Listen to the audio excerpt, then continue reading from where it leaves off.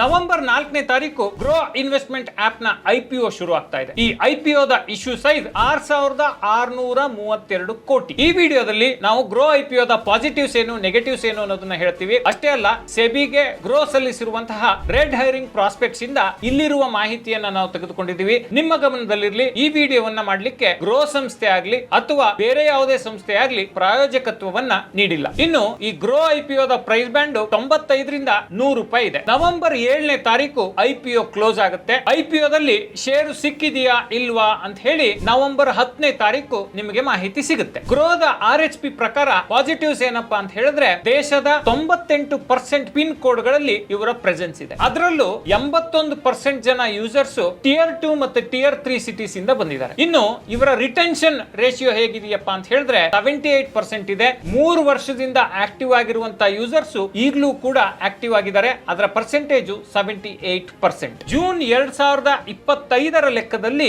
Grow investment app 100 million ಅಂದ್ರೆ 10 ಕೋಟಿ download ಗಳನ್ನ ದಾಟಿದ ಒಂದೇ ಒಂದು ಇನ್ವೆಸ್ಟ್ಮೆಂಟ್ ಆಪ್ ಅನ್ನೋ ಹೆಗ್ಗಳಿಕೆಯನ್ನ ಪಡ್ಕೊಂಡಿದೆ. ದೇಶದ ಎಲ್ಲಾ ಟಾಪ್ ಬ್ರೋಕರ್ ಗಳ ಪೈಕಿ 38.18% ಹೊಸ ಇನ್ಸ್ಟಾಲ್ ಗಳು ಈ ಗ್ರೋ ಅವ್ರದೇನೆ. ಇನ್ನು grow IPO the negative points ಏನಪ್ಪಾ ಅಂತ ಹೇಳಿದ್ರೆ, ಇವರ ಆದಾಯ ಎಷ್ಟು ಜನ ಟ್ರೇಡ್ ಮಾಡ್ತಾರೆ ಅನ್ನೋದ್ರ ಮೇಲೆ ನಿಂತಿದೆ. ಮತ್ತೆ ಈ ಗ್ರೋ ಸಂಸ್ಥೆ ಏನಿದೆ, ಇದು ಸೆಬಿಯಿಂದ ರೆಗ್ಯುಲೇಟ್ ಆಗೋ ಕಾರಣ ಹೊಸ ರೆಗ್ಯುಲೇಟರಿ ಚೇಂಜಸ್ ಬಂದ್ರೆ ಅದಕ್ಕೆ ಅನುಗುಣವಾಗಿ ಇವರ ಬಿಸ್ನೆಸ್ ಕೂಡ ಚೇಂಜ್ ಆಗುತ್ತೆ. ಹೈಲಿ ರೆಗ್ಯುಲೇಟೆಡ್ ಇಂಡಸ್ಟ್ರಿಯಲ್ಲಿ ಗ್ರೋ ಬರುತ್ತೆ. ಹಾಗಾಗಿ ರೆಗ್ಯುಲೇಟರಿ ಚೇಂಜಸ್ ಏನಾದ್ರೂ ಆದ್ರೆ ಅದು ಕಂಪನಿಯ ಮೇಲೆ ಪರಿಣಾಮವನ್ನ ಬೀರಬಹುದು. ಇವರು ಬ್ರೋಕಿಂಗ್ ಆದಾಯದ ಮೇಲೆ ಅತಿಯಾದ ಅವಲಂಬನೆಯನ್ನು ಹೊಂದಿದ್ದಾರೆ. ಇವರಿಗೆ 2025ರಲ್ಲಿ ಬಂದಿರುವ ಒಟ್ಟು ಆದಾಯದಲ್ಲಿ 84% ಗಿಂತ ಜಾಸ್ತಿ ದುಡ್ಡು ಬರೀ ಬ್ರೋಕಿಂಗ್ ನಿಂದ ಬಂದಿದೆ.